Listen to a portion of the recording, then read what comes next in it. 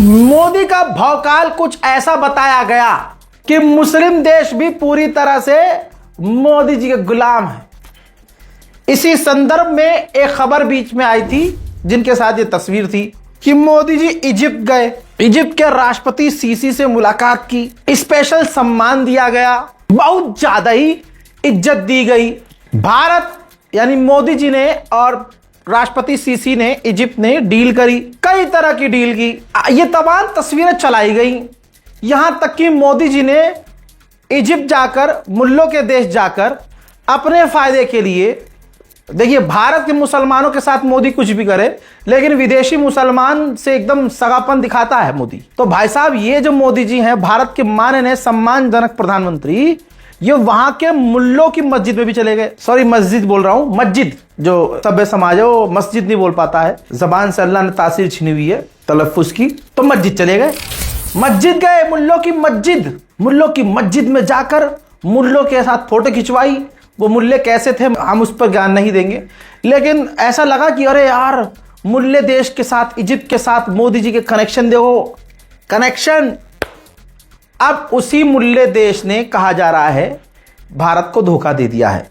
यह लिखा भी मैंने नहीं है, भारत का हिंदूवादी फ्रस्ट्रेटेड मीडिया लिख रहा है। भारत के सबसे बड़े मुस्लिम दोस्त ने दिया धोखा, क्वेश्चन मार्क। चीन को दे रहा राफेल जेट से लड़ने की ट्रेनिंग, J-16 ले रहे टक्कर। अब ये जरा अंग्रेजी की खबर देख लीजिए। इस रिपोर्ट में खुलासा यह हुआ है कि इजिप्ट और चाइना एयर ड्रिल करने वाले हैं, हवाई जहाज, अपने फाइटर जेट साथ में उड़ाएंगे। अब जो भारत है उसके पास फाइटर जेट है राफेल, और अभी भाई टोटल लगभग 150 Rafale fighter jet Modi ji ने खरीदने का प्रस्ताव पास किया है। जबकि रशिया ने कहा हमारे Su-35 ले लो, Su-57 ले लो, जो अमेरिका के F-35 को भी पानी पिला सकते हैं, और पिलाया भी है। अब रशिया की तमाम चीजों को छोड़कर भाई जहां पर मतलब कमीशन अच्छा होगा, दलाल डील वहीं से करवाएंगे। तो राफेल फाइटर जेट खरीदने की डील हो गई 150। अब पाकिस्तान के लिए ये राफेल फाइटर जेट गले की हड्डी है। ऑपरेशन सिंदूर में हमने पाकिस्तान के कई फाइटर जेट, कई जो जहाज हैं, एयरक्राफ्ट मार गिराए थे। हमारे कितने गिरे वो मैं बोलूंगा तो मैं गिरफ्तार हो जाऊंगा, इसलिए यहां अपनी गांव नहीं है मुझे, तो यहां नहीं बोलूंगा। हाँ, तुम कौन सा FIR के बाद मदद के लिए आया तो थाने? पैसा मेरा लगता है, मेहनत मेरी लगती है, वकील मेरे लगते हैं, तुम्हारे चक्कर में अब नहीं फंसूंगा। सुनिए सीधी सीधी खबर। अब हुआ यह है कि वही राफेल फाइटर जेट जिसे हमने पाकिस्तान के खिलाफ खरीदा है, और हम राफेल फाइटर जेट से पाकिस्तान की बैंड से बैंड बजा सकते हैं, बढ़िया, एकदम पुंगी बढ़िया, मजा आ जाए। हम इसमें अकड़ रहे थे कि भाई साहब, पाकिस्तान के पास तो ये फाइटर जेट नहीं है, भले ही अमेरिका के F-16 top most advance fighter jet हैं, राफेल तो नहीं है। राफेल के आगे पाकिस्तान फेल, ऐसे डायलॉग हम बना देंगे और इसमें ही हम खुश हो जाएंगे। हुआ क्या अब? तो अब ये रिपोर्ट देखिए, इजिप्ट और चीन खतरनाक ड्रिल कर रहे हैं। अब चाइना के पास, चाइना और पाकिस्तान को एक ही नजर से देखिए, क्योंकि चाइना ने पाकिस्तान को अपने J-16 एडवांस फाइटर जेट दिए हैं 4.5 जनरेशन के। अब वही 4.5 जनरेशन का चीनी पाकिस्तानी फाइटर जेट जो है चाइना इजिप्ट लेकर गया है, और इजिप्ट के पास ये राफेल फाइटर जेट है। अब दोनों साथ में, दोनों ही फाइटर जेट उड़ेंगे, और दोनों एक दूसरे के इन फाइटर जेट की खामियां, अच्छाइयां, छुपी हुई ताकत, तमाम चीजों को आदान प्रदान करेंगे। यानी अभी तक हमारे अंदर जो अकड़ थी कि राफेल का तो राह भी नहीं पता चाइना और पाकिस्तान को, तो पाकिस्तान के फाइटर जेट, चीन के फाइटर जेट हमारे राफेल के आगे कहां टिकेंगे, वो तो फेल हो जाएंगे। यहां पर इजिप्ट ने मोदी जी को बढ़िया सम्मान दे दिया, इतना सम्मान दे दिया कि आज ये इजिप्ट अपने राफेल फाइटर जेट को चाइना के सामने रख देगा।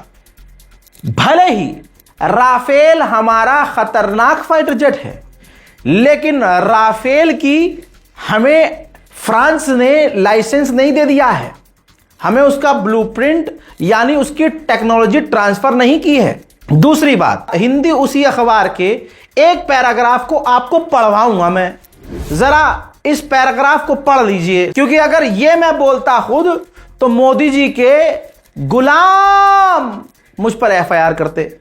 ये नव भारत टाइम्स हिंदूवादी कट्टरवादी नफरती अखबार ने खुद बताया है कि फ्रांसीसी राफेल और चीन का J-16 दोनों ही 4.5 पीढ़ी के बेहतर ताकतवर लड़ाकू विमान है। यानी हिंदू अखबार ने बोल दिया कि फ्रांस का राफेल और चीन का J-16 सेम है, बिल्कुल खतरनाक दोनों ही हैं और 4.5 पीढ़ी के हैं।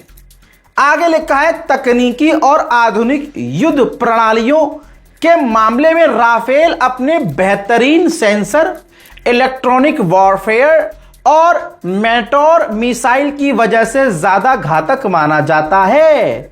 आगे सुनिए, जबकि J-16 भारी पेलोड क्षमता, ओहो, बड़ी रेंज और बड़े रडार सिस्टम से मजबूत है।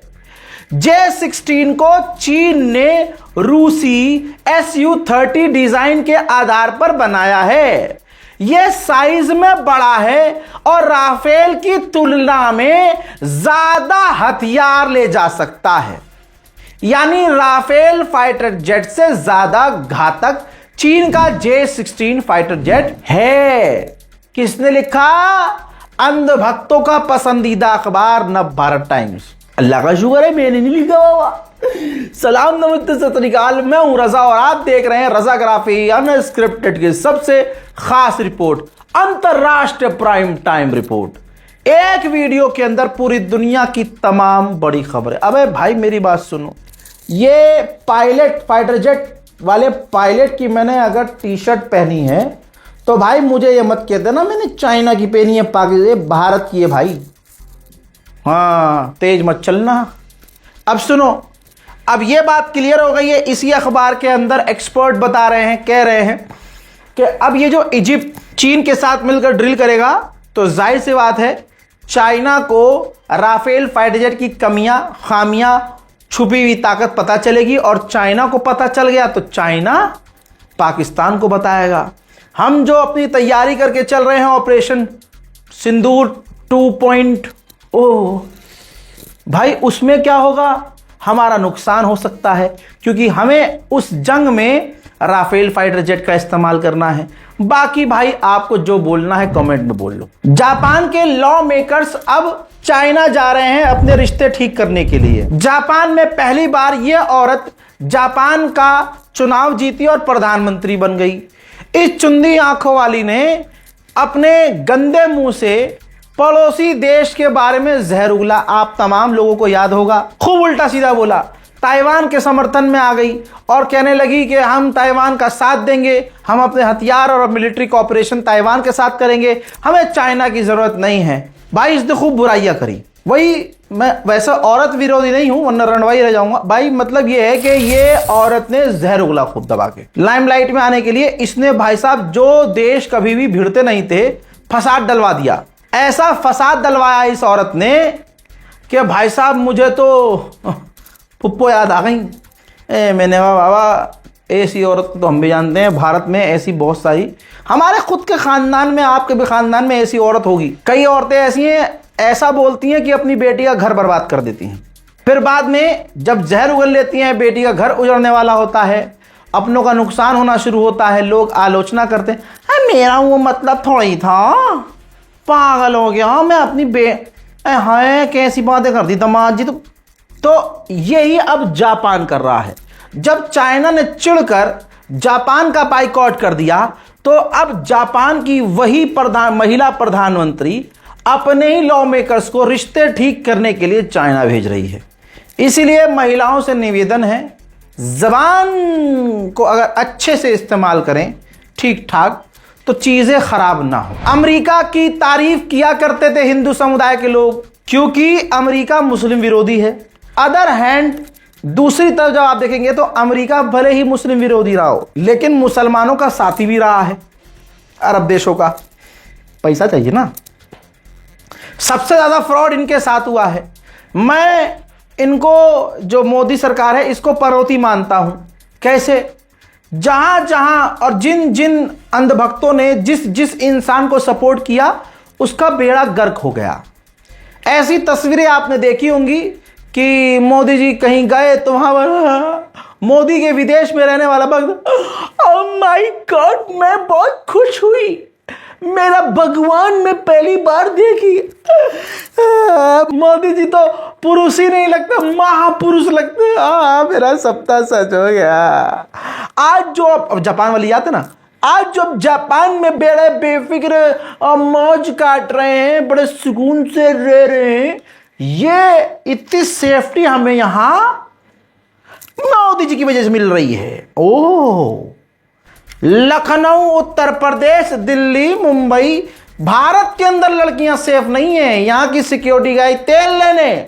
मोदी जी का पावर देखिए, जापान में भारतीयों को सुरक्षा दे रहे हैं। जापान की पुलिस तो सारा दिन केला चूसती है भाई, वहां की सिक्योरिटी गई तेल लेने। मोदी जी का जलवा। अब पनौती सुनो।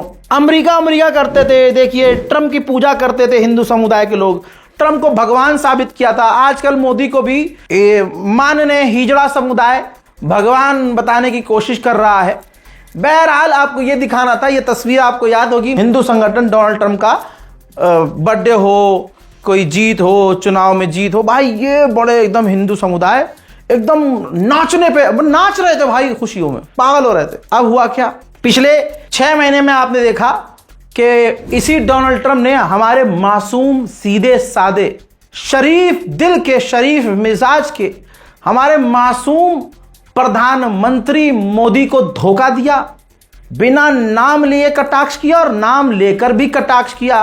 राहुल गांधी ने फायदा उठाया और खूब मोदी जी का मजाक उड़ाया और मोदी जी को जो है उंगली करी कि नहीं, आप बोलते क्यों नहीं हो मोदी, ट्रम्प का नाम क्यों नहीं लेते, ट्रम्प के नाम क्यों ले, मोदी जी तो दोस्ती निभा रहे थे, मोदी जी धोखा थोड़ी नहीं देते हैं दोस्तों।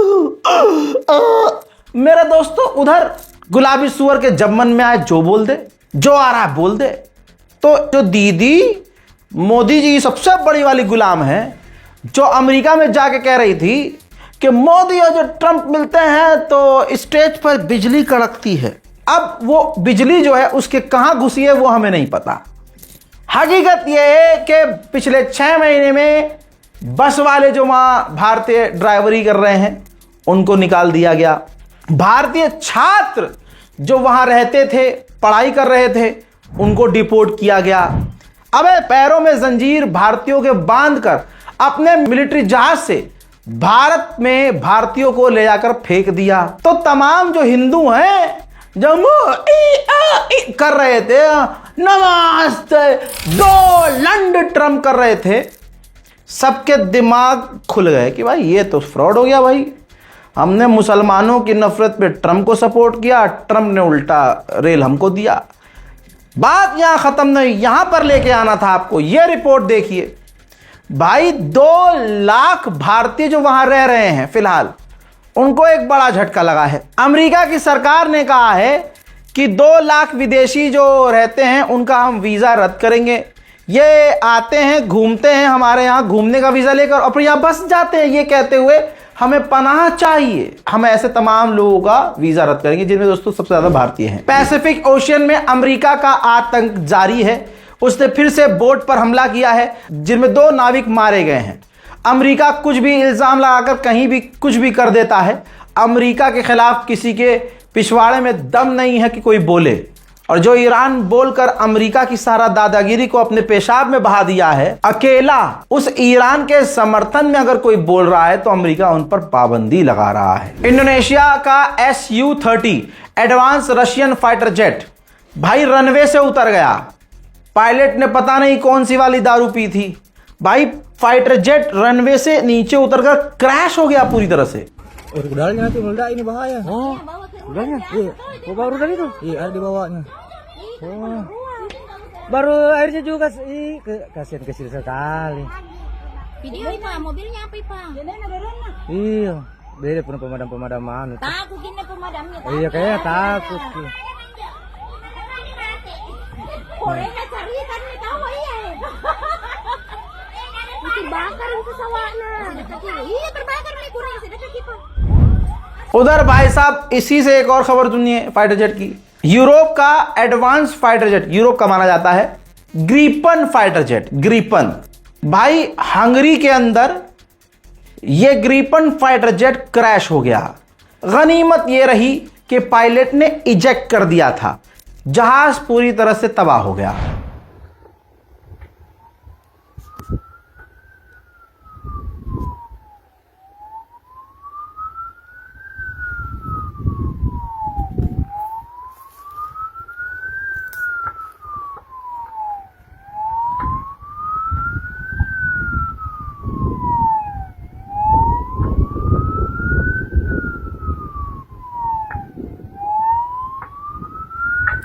उधर जर्मनी की कंपनी जो गेमर्स हैं उनके लिए खबर है। जर्मनी की कंपनी जो गेमर्स हैं, प्रोफेशनल गेमर्स जो गेम खेलने वाले बच्चे हैं, उनको हायर करना चाहती है।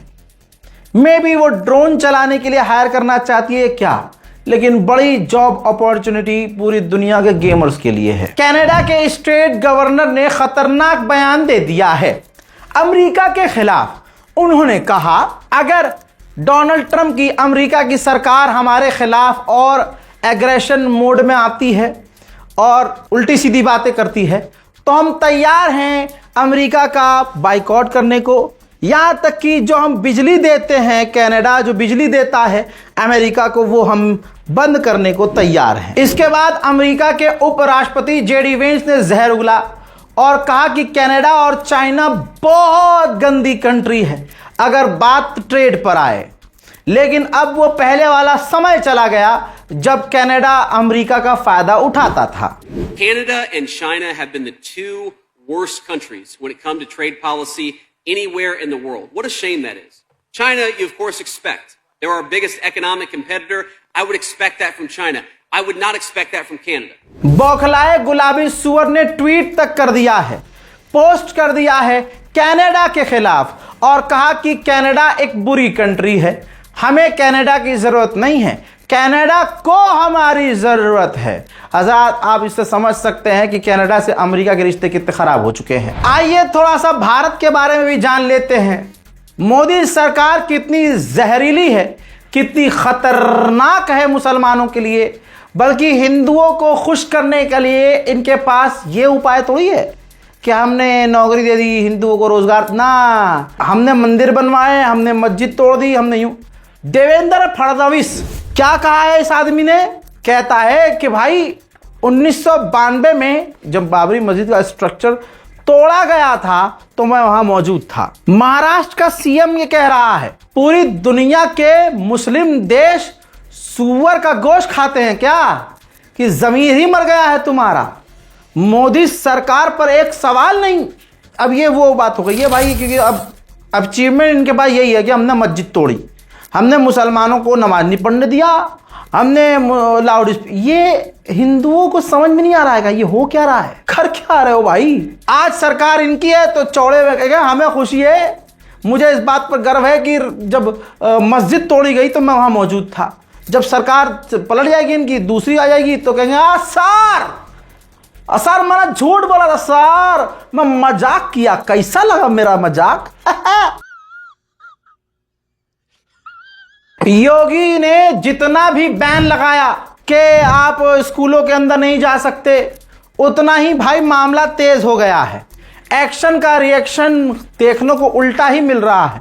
अब जनता एफआईआर से नहीं डर रही है। ये तस्वीर आप देख रहे हैं ये यूपी की है। आगरा के सरकारी स्कूल में जलभराव हो गया है, शौचालय गंदे पड़े हैं, छत के लिंटर का सरिया साफ दिख रहा है। आप नेता सिद्धार्थ चतुर्वेदी ने यह वीडियो बनाया है। मैं पूरा वीडियो नहीं दिखा सकता हूं, लेकिन थोड़ा सा देख ही लीजिए। देखिए यहाँ भी चेतावनी का बोर्ड लगा हुआ है। आ जाओ भैया, आ जाओ।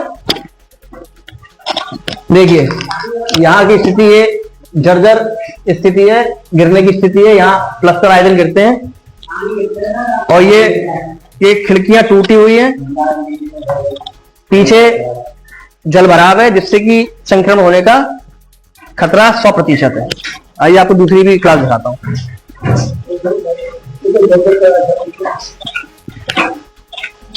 जब आप मूवी देखने जाते हैं तो मध्य प्रदेश का खास ऐड चलता है, उत्तराखंड का खास ऐड चलता है, आधा घंटा भाई दिमाग खराब किया जाता है कि हमने यूं कर दिया। अब ये देखो मध्य प्रदेश के स्कूल का हाल। दोस्तों हम गांव चमारी में और यहाँ प्राथमिक स्कूल 1 से 5 तक, और आप देख सकते हैं ये बिल्डिंग का निर्माण 2007 में हुआ था और 10 साल के अंतराल में ये बिल्डिंग पूरी चू रही है। पूरी तरीके से इस बिल्डिंग में अंदर जर्जर हो रही है, पानी टपकता है, बारिश में इतनी समस्या आ रही है बच्चों को। जो मैम ने डाल रखी है आगे से लेके पूरे पीछे तक पल्ली डाल रखी है मैम शिक्षा ने। अधिकारी का कहना है कि ये भी शासन की गलती है कि बिल्डिंग खराब बनी है। शासन की तो ठीक है, बहुत सारी गलतियां हो सकती है कि वो बिल्डिंग लाके नहीं दे रहे हैं, पर जो लाके दे रहे हैं उसमें भी पानी टपक रहा है और वीडियो बनाने क्यों कह रहे हैं तो ये विधि में नहीं आता है। मोदी सरकार दिन प्रतिदिन पूरी नंगी हो चुकी है, लेकिन जब मोदी को भगवान मानने वाले लोग हैं तो मोदी को काहे को डर लगेगा। रिपोर्ट के मुताबिक भाई मोदी जी की इस राम राज वाली सरकार में 12 साल में 527 करोड़ रुपए मोदी सरकार के मंत्रियों के बंगलों पर खर्च किए गए उनको ठीक करने के लिए। बीजेपी के प्रवक्ता बोले बच्चे भैंसों के तबेले में पढ़ते रहेंगे, इनके घर आलीशान रहने चाहिए। याद है दोस्तों, ये बीजेपी केजरीवाल को गंदा बताते हुए गलत उसके घर को, केजरीवाल के घर को दिखाते हुए शीश महल नाम दे रहे थे। ये करके पीछे से ये अपना शीश महल चमका रहे, यहां तक कि प्रभु श्री राम के मंदिर का चंदा लूट लिया इन्होंने। लेकिन अय मेरे हिंदू भाइयों, तुम्हारे दिल में तकलीफ ही नहीं हुई? वाह भाई वाह। जहां जहां बीजेपी है दीमक की तरह देश को चाट चुकी है, अब कुछ नहीं हो सकता। दैनिक भास्कर ने खुद बताया है। मोदी जी से रिक्वेस्ट है जितना दम हो इन पे दिखाइएगा, मैं का ही आपसे लड़ूंगा भाई। मेरे पे पहले आपने 52 FIR करवा रखी है। MP सरकार के खजाने से 600 करोड़ गायब, सरकारी पैसा पत्नी रिश्तेदारों के खातों में भेजा और प्रॉपर्टी खरीद ली। वाह भाई वाह, यह है मोदी सरकार और मोदी के नेता। सबका साथ सबका विकास नहीं, अपनों का साथ अपनों का विकास। ला ला ला। अरे महल, शीश महल दिखाया किसका? केजरीवाल का। लूटा किसे? अबे हमें तो लूट लिया। अब दोस्तों इलाके में अचानक से पूरे भारत में हिंदूवादी रैलियां निकाल रहे हैं, तलवारों के साथ, हथियारों के साथ। अचानक से आतंकवादी गतिविधियां तेज हो गई हैं। कोई गद्दार पकड़ा जा रहा है, कोई क्रिमिनल खतरनाक पकड़ा जा रहा है, बॉर्डर पर धुआं निकल रहा है क्योंकि चुनाव आने वाला है। पीलीभीत उत्तर प्रदेश में हिंदूवादी आतंकी संगठनों ने हथियारों के साथ, भाई हथियार इलीगल है, जो आदमी हिंदू या मुसलमान हथियार लेकर सड़क पर आ गया है वो आतंकी ही कहलाएगा, क्योंकि मेरी भारत माँ की सेफ्टी सबसे ज़्यादा जरूरी है। देखो कैसे खेल रहा हूँ मैं, इधर देखो, ध्यान से देखो। यूपी के पीलीभीत में बजरंग दल ने बाइक रैली निकाली, कई किलोमीटर लंबी। इस रैली में बाइक पर सवार बजरंगी नंगी तलवारें लहराते हुए नजर आए। पूरा मंजर अपनी आंखों से देखिए, पूरी वीडियो देखिए। हजरात, माहौल खराब करने की कोशिश की जा रही है। मैं पूरी तरह से मोदी जी के समर्थन में हूं। ऐसा नहीं हो सकता कि मोदी जी सारे ही काम गलत करें, ऐसा नहीं हो सकता। मैं अक्सर मोदी जी के अच्छे काम भी बताता हूं। आइए, मोदी जी ने जो अच्छे काम किए पूरे मुल्क के लिए कि सब समान हो, एक जैसे हों। UGC बिल का ऐलान किया तो भाई साहब, जो दिल्ली पुलिस को कल तक कह रहे थे वो भीड़, दिल्ली पुलिस तुम लठ बजाओ हम तुम्हारे साथ हैं, दिल्ली पुलिस तुम लठ बजाओ हम आज वही दिल्ली पुलिस ने लठ जो बजाया है, क्योंकि ये झुंड, आतंकी झुंड UGC का विरोध करते करते मोदी का विरोध करने लगा और गलत नारे लगाने लगा, जिसके बाद भाई परमिशन भी नहीं दी।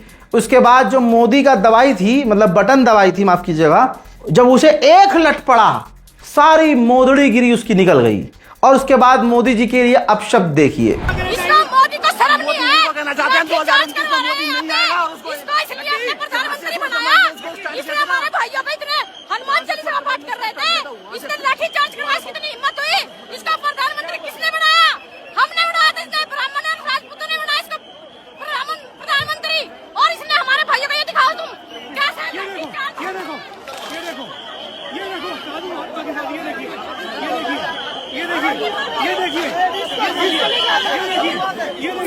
इसी के साथ इसी संगठन की, RSS की और हिंदूवादी संगठन की दतौड़ी औरत, जी हाँ दतौड़ी, जो आजकल पत्रकारिता करने के लिए सड़क पर आई थी।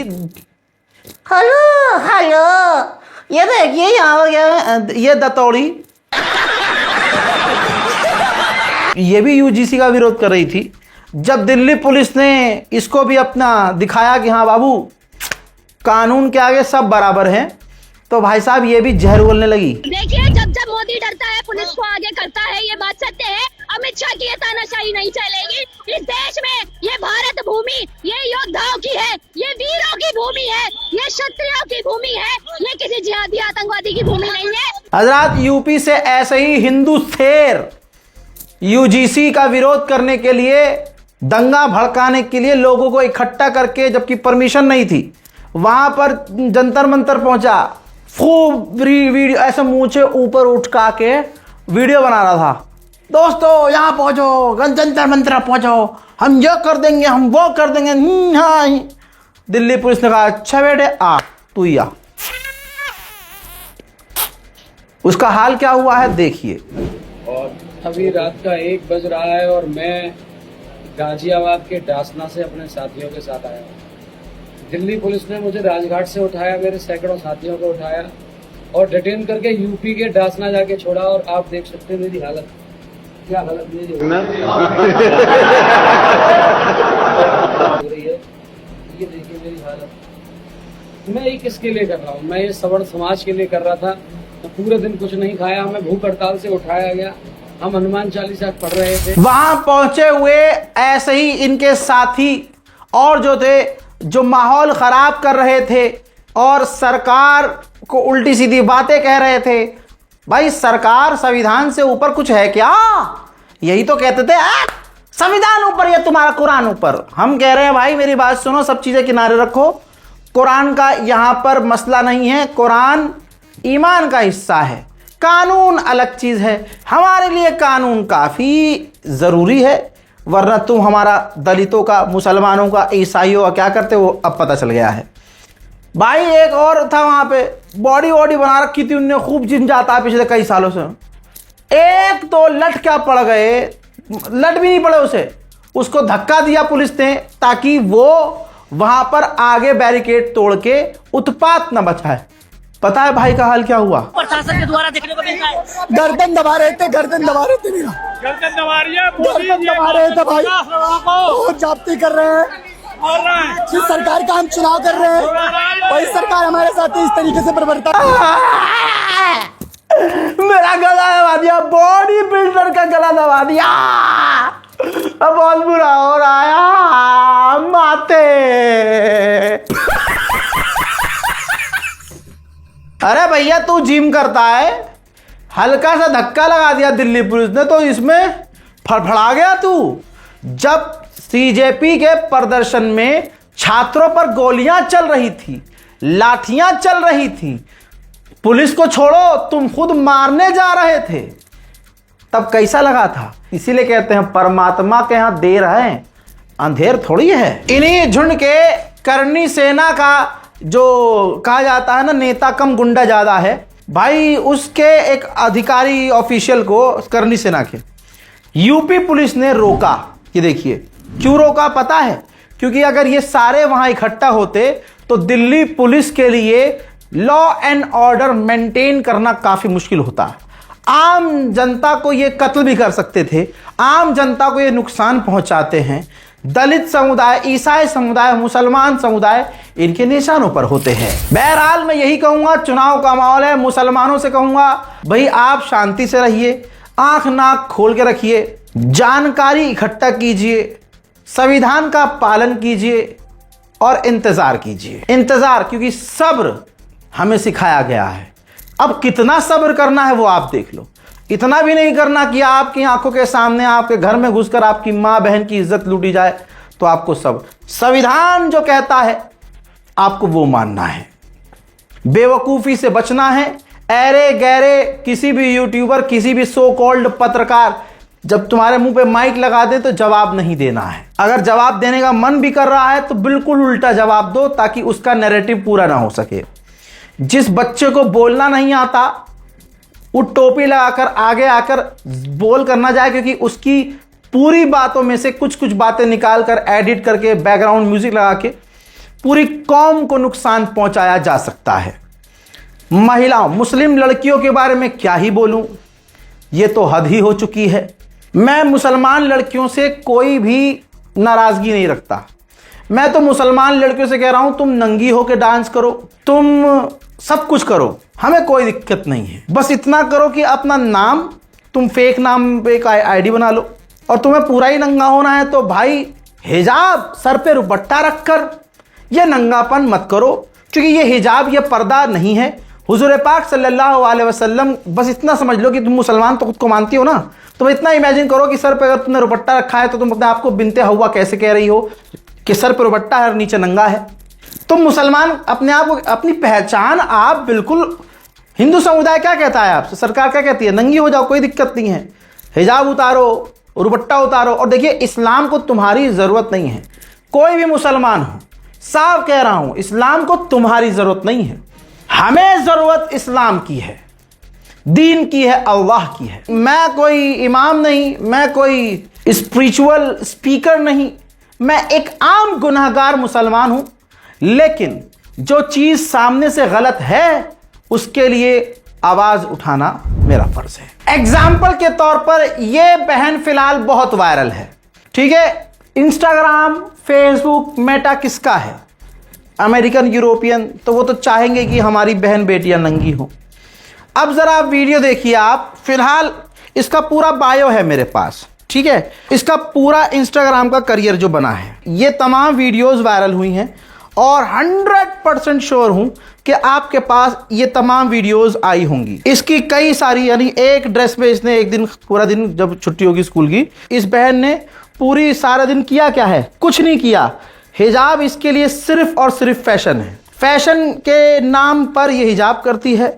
लोगों को धोखा हुआ कि अरे बड़ी हिजाबी लड़की है, सीधी है, और मुझे अंडर एज दिखती है, दिखी मुझे अंडर की बहन, ये बिटिया बहुत छोटी है, इस वजह से मैंने पूरी तरह से चेहरे को सेंसर करने की कोशिश की है।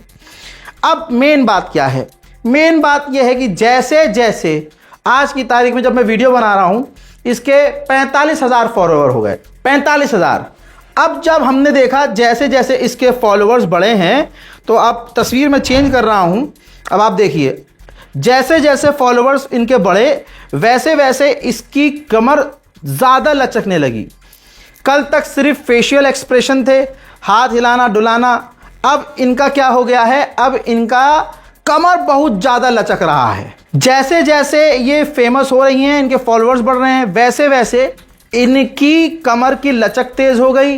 इनके हिजाब देखिए, सबसे इंपॉर्टेंट, हिजाब गायब हो गया, हिजाब पूरी तरह से गायब हो गया। और आप लिख लो मेरी बात कि जैसे ही इसकी और इस तरह की वीडियो वायरल हुई, जैसे जैसे वीडियो वायरल होगी, हिजाब तो दूर की बात है, कपड़े कम होना शुरू हो जाएंगे। माँ बाप कुछ नहीं कहेंगे, क्योंकि बिटिया इतनी कम उम्र में पैसा कमाने लगेगी। यह है आज के हिजाबी लोगों की बातें। मैं ऐसी लड़कियों से लाख गुना बेहतर उन मुसलमान लड़कियों को मानता हूं। मैंने कपड़ों पे तो जजमेंट पास नहीं किया, वो तो आगे देखिएगा कपड़े जब कम होंगे। मुझे शॉर्ट ड्रेस से भी कोई मसला नहीं है, पहनना भाई पहनो, लेकिन पहचान तुम मुसलमान वाली लेके मत चलो फिर भाई आप, क्योंकि इस्लाम में ये सब ठीक नहीं है। हर इंसान गुनाहगार है भाई। अल्लाह इंसान के गुनाहों पर पर्दा डालता है, उसको मौका देता है, ढील देता है, अब सुधर जाएगा, अब सुधर जाएगा, अब सुधर जाएगा, अब सुधर जाएगा। लेकिन इंसान तो इंसान है। अब दूसरे के गुनाहों को अगर हम जानते हैं तो उसको उजागर नहीं करना चाहिए, उसके अच्छे काम देखने चाहिए पहले। तो मैं उस पर जजमेंट नहीं दे रहा हूं कौन सही कौन गलत, लेकिन अगर मैं सर पर टोपी, जब मुझे पता है मैं कहाँ गलत हूं, मैं करता हूं, मैं इशारे कर देता हूं, मैं खराब वर्ड्स का इस्तेमाल करता हूं, अब मैं सर पर टोपी रखकर वो तमाम वर्ड्स बोलूं, मैं सर पर टोपी रख के यूं, मुझे ज़रूरत ही नहीं है।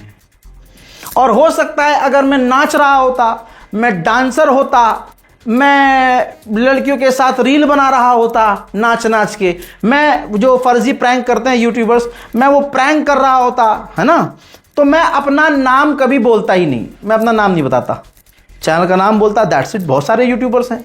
तो मेरा कहने का मतलब ये है कि अगर मैंने ऐसी भी लड़कियां देखी हैं, कपड़े भाई वो बहुत सही पहनती हैं, मेरी औकात नहीं है जज करने की, मतलब ढीले ढाले कपड़े हैं, टॉप मॉडर्न बेहतरीन खूबसूरत से खूबसूरत लड़कियां, सर पे दुपट्टा है, हिजाब है, फुल में फैशन है, फुल मेकअप है, लेकिन हिजाब है। और ऐसी भी लड़कियों को जानता हूं जिनको हिजाब नहीं पहनना है, उनको यहाँ ये भारत है, ज़बरदस्ती नहीं की जा सकती, पूरी आज़ादी है, जिसको नहीं पहनना ना पहने। मैं ऐसी लड़कियों को भी जानता हूँ जो हिजाब नहीं पहनती हैं, आप देख के कह नहीं सकते कि ये नॉन मुस्लिम है, अंग्रेज़ तो नहीं है, इतना जो है उनका शीश महल चमकता रहता है, ठीक है। तो आपको अपना शीश महल वो जो चमकाती हैं चमकाइए, फॉलोअर्स चाहिए, जाहिर सी बात है। तो उनको पता है जितनी मैं खाई दिखाऊंगी उतने फॉलोअर्स बढ़ेंगे, तो खाई बढ़ती जा रही है और घबराहट मुझे होती है और मेरे जैसे कई लोग होते हैं, भाई ये फॉलोअर्स और लाइक के लिए कितना इंसान गिरेगा, लेकिन जितना इंसान गिरेगा बैंक अकाउंट उतना बढ़ेगा, ये भी वक्त की हकीकत है। लेकिन वो लड़कियां इतना शर्म करती हैं कि अपना नाम असली इस्तेमाल नहीं करती। इंस्टाग्राम का अकाउंट उनका ऐसा है फर्जी नाम से, उनका कोई पोस्ट ऐसा नहीं होता कि रमज़ान आया तो तस्बीह के साथ वीडियो फोटो, रमज़ान ख़त्म तो ईद के दिन ऐसे चूतड़ इस साइड से पता नहीं कैसे कलाकारी कर लेती हैं लड़कियां, एक जो है इधर आसमान की तरफ आ जाता है और इस वाले एंगल से फ़ोटो खिंच जाती है। हंसने वाली बात नहीं है, लेकिन चलो ये तो गनीमत है कि वो इस्लाम बदनाम नहीं कर रही हैं। लोग सोचते हैं भाई पता नहीं कौन है, हिंदू है, ईसाई है, कौन है भाई, मुसलमान तो नहीं हो सकती, ये मुसलमानों का सीधापन है। मेरी नज़र में ये लड़कियां फिर भी ठीक हैं, क्योंकि इनके किसी भी हरकत से दीन इस्लाम पर सवाल नहीं उठ रहा है। और बाकी अल्लाह हिदायत दे, परवरदिगार आलम हिदायत देने वाला है, जिसको जब मर्जी कभी ही हिदायत दे दे। हम समझा सकते हैं, जिद नहीं कर सकते बहनों, तुम्हें जो करना है करो, पूरी आज़ादी है। मैं उन लोगों से भी कहना चाहता हूं कि किसी मुसलमान लड़की को देखते हैं, सर पर दुपट्टा नहीं है, हिजाब नहीं है, तो कमेंट में चलाया दीदी हिजाब कर ले, तुम्हारे बोलने से वो नहीं करेगी, और हो सकता है बोलने से और ना करे, क्योंकि जेन अल्फा आ गई है भाई, तो ये जेन अल्फा एक ऐसी डिग्री है कि उसके नाम पर ये कुछ भी कर सकती हैं। ईगो तो इनकी नाक पे रहता है, पहले लड़कियों के नखरे नाक पे रहते थे, अब नखरे बाद में रहते हैं, अब ईगो नाक पर रहता है। लिहाजा मैं उन मुसलमानों से कहूँगा इनके लिए दुआ कीजिए। जब इनके वालिदैन के कंट्रोल में ये नहीं है तो आप तो गैर हैं, आप खुद इंस्टाग्राम पर हैं, आप खुद सारे दिन सारी लौंडियों को ताड़ के वीडियो फोटो लाइक करते रहते हो, कमेंट करते हो, तमाम चीज़ें करते हो, लाइन मारते हो, ठीक है शादी करनी है नहीं करनी है, तुम्हें निकाह करना है नहीं करना है, सिर्फ तुम जो है ओयो तक सोचते हो, वो तुम जानो, तुम्हारा काम जाने। लेकिन जब आप किसी लड़की को कमेंट करते हो हिजाब किया कर, वो डांस कर रही है, उससे कह रहे हो हिजाब कर, उसने कॉलेज यूनिवर्सिटी के बाहर की फोटो डाली हुई है, तुम कह रहे हो भाई सर पर दुपट्टा रख। अरे भाई हो सकता है वैसे रख लेती, अब तूने बोल दिया, अब ईगो हर्ट हो गया बाजी का, अब तो रखेगी नहीं। तो भाई इन तमाम चीज़ों से गुरेज करें, जो करना है, लड़कों को बोल रहा हूँ, लड़कों और लड़कियों को, तुम्हें मुसलमानों जो करना है करो भाई, मैं तुम्हारा कुछ नहीं हूँ समझाने वाला। बस मैं इतना चाहता हूँ तुम्हारे वो गलत करने से, वो कुछ भी गलत करने से इस्लाम पर कोई बात ना आए, शर्म करो। इस रिपोर्ट को शेयर कीजिए। जय हिंद।